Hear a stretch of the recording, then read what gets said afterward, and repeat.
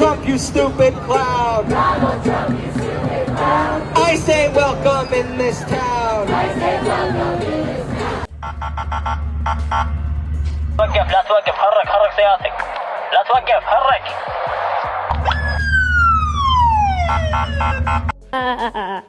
दवाई यार चलो यहाँ से बहुत डर लग रही है खोने का। आका हौसला रखिए आका, अभी तो मिशन को भी अंजाम देना है। अरे यार मिशन गया तेल लेने यार चलो यार।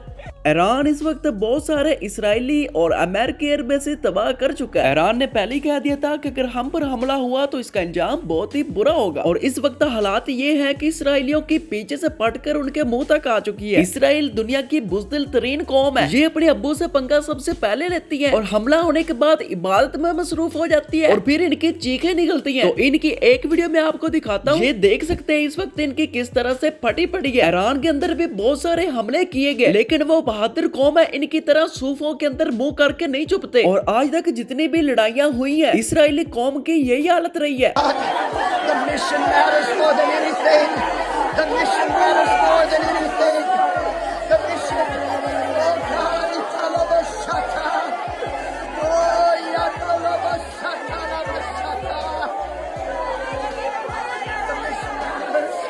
ईरान का कहना है कि जिस हमले में इजराइल ने सुप्रीम लीडर अली खamenei को निशाना बनाने की कोशिश की थी वो कोशिश नाकाम हो गई और अली खamenei साहब अभी तक जिंदा है और उनको एक महफूज मकाम पर रखा गया और ये ईरान मीडिया का खुद कहना है। The Ayatollah Ali Khamenei is alive and separately that the Iranian president is alive right now following these American and Israeli strikes. As far as I know, yes, they are alive. And the head of judiciary as well, the head of the speaker of parliament as well, all high-ranking officials are alive. And the secretary of the National Security Council.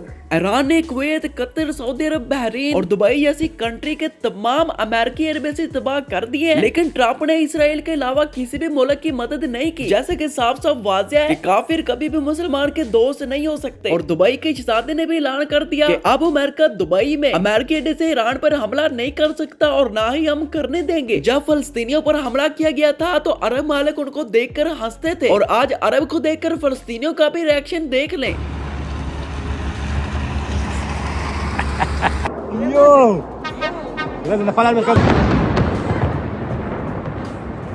एक time था जब Dubai के अंदर बहुत ही सख्त rule थे और अब दुबई की हालत देख रहे हो, कोई इनकी सुनने को तैयार ही नहीं, सबको अपनी जान की बनी हुई है, इसलिए दुबई के अंदर इस वक्त कोई भी रूल लागू नहीं है।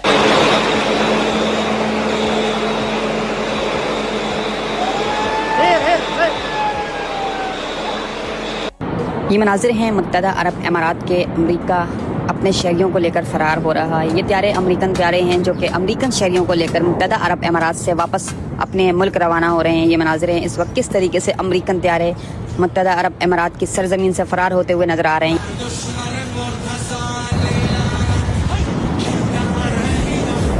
ये ईरानी है, कुछ भी नुकसान हुआ हो लेकिन खबर देखो, अमेरिका ने डर में पूरी दुनिया में अपने तमाम अमेरिकियों के लिए अलर्ट जारी कर दिया है कि सावधान रहो, सतर्क रहो, जान का खतरा है, जरूरत समझो, आसान हो तुम्हारे लिए तो अमेरिका वापस आ जाओ। हजरात, उधर अमेरिका ने ईरान के हर इलाके को, हर फील्ड को निशाना बनाया है। तस्वीर देखिए, ईरान की नेवी को भी अमेरिका ने निशाना बनाया है और जिसमें ईरान की नेवी को नुकसान हुआ है, धुआं आप देख रहे हैं। वही इजराइल का प्रधानमंत्री नेतन्याहू मुल्क छोड़कर फरार हो चुका है। ये उसके जहाज की डिटेल देखो, यूरोप भाग गया है, यूरोप कहीं नहीं तो यूरोप भाग गया है। जो उसका डूम्सडे प्लेन है वो जिसके अंदर नेतन्याहू बैठा हुआ है और दोपहर गुजरी हुई बीती दोपहर से ये जहाज हवा में ही है, जमीन पर आ ही नहीं रहा है। नेतन्याहू स्टेटमेंट वीडियो जो भी जारी कर रहा है, ग्रीन स्क्रीन लगाकर एडिटिंग करवा के वही सब हवा से करवा रहा है। यहाँ पर अरब वाला की अपनी जान पर बनी हुई है, इन लोगों का लड़ाई में तो कोई हिस्सा ही नहीं था स्वाय एयरबेस के। तो फिर सोचे अमेरिका और इसराइल का क्या शुरू हो रहा होगा, जिन्होंने ईरान के साथ खुला पंगा ले लिया। अमेरिका और इसराइल के लोग सड़कों पर निकल चुके हैं। जहाँ बजेगा नहीं वहाँ चलो ना, नहीं सबके पास आ रहा है ना, आपके पास में है ओके करिए वो आई मतलब कि हम यहाँ पे गिर सकते हैं। इम्पोर्टेंट हाँ ओके करो।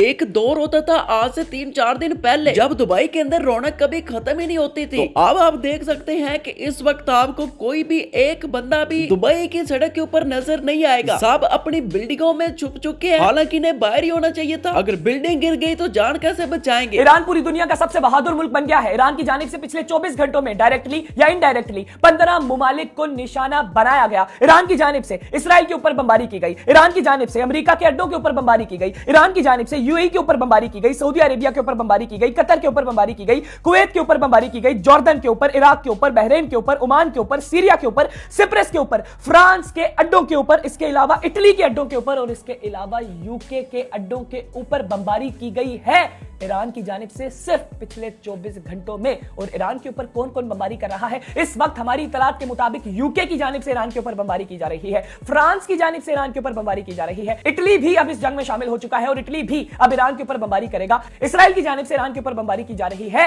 और अमेरिका भी ईरान के ऊपर बमबारी कर रहा है। नाज़रीन, अब हमारी इतलात के मुताबिक सऊदी अरेबिया की हुकूमत ने भी अपनी आर्मी को बोल दिया है कि तुम भी बमबारी शुरू कर दो ईरान के ऊपर। बात बिगड़ रही है, ये वर्ल्ड वॉर नहीं तो क्या है? सऊदी अरब ने भी अब हमला करना ही है, क्योंकि ईरान ने सऊदी अरब की सबसे बड़ी ऑयल रिफाइनरी को तबाह कर दिया, जिस अकेली कंपनी में सऊदी अरब की 60% जीडीपी का हिस्सा था। सऊदी अरब का बहुत बड़ा नुकसान हो चुका है। भाई, अगर एक मुस्लिम मालिक किसी गैर मुस्लिम को मुसलमानों पर ही हमला करने की इजाजत देता है तो फिर भाई उसका यही असर होना चाहिए।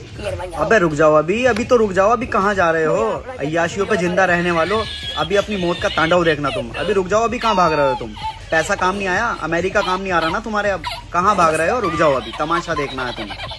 ईरान का साथ देने 10 देश आ गए हैं। रसिया है, नॉर्थ कोरिया है, चाइना है, सीरिया है, लेबनान है, इराक है, यमन है, ओमान है, पाकिस्तान है। रसिया तो यहाँ तक कि ट्विटर पर ट्वीट कर रहा है कि हम तैयार हैं, हम पीछे हटने वाले नहीं हैं। अल्हम्दुलिल्लाह से ईरान ने नेतन्याहू के ऑफिस पर खैबर मिसाइल से अटैक करा है और कुछ अनवेरिफाइड रिपोर्ट्स के अकॉर्डिंग नेतन्याहू मारा जा चुका है। और दोस्तों, इस आर्नोल्ड को कौन नहीं जानता? ये अमेरिका का एक बहुत ही जाना माना फिल्म स्टार है। इस आर्नोल्ड ने खुद ट्रंप और नेतन्याहू की इतनी इंसल्ट की है भाई, खुद देखे। President Trump, I just saw your press conference with President Putin, and it was embarrassing. I mean, you stood there like a little wet noodle, like a little fanboy. I mean, I was asking myself, when are you going to ask him for an autograph or for a selfie or something like that? रात को Russia ने कह दिया मैं film चलनी है आज रात को, पढ़ ले आप, ऊपर लिखा हुआ जी।